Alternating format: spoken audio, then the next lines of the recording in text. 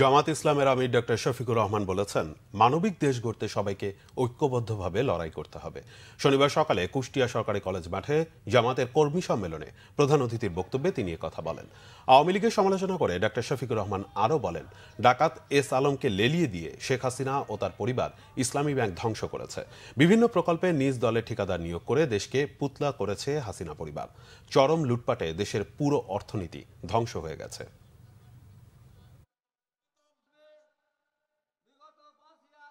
যারা এদেশের মুক্তিযুদ্ধ এবং স্বাধীনতাকে নিজেদের মৌরসী তালুক মনে করতেন, তারা চেতনার কথা বলতেন। চেতনার কথা বলে বলে যেই জাতিকে তারা লুণ্ঠন করেছেন, তাদের এই গত 15.5 বছরের আমলে যার হিসাব বের হয়ে আসছে 26 লক্ষ কোটি টাকা, যা বাংলাদেশের বার্ষিক বাজেটের প্রায় 5 গুণ।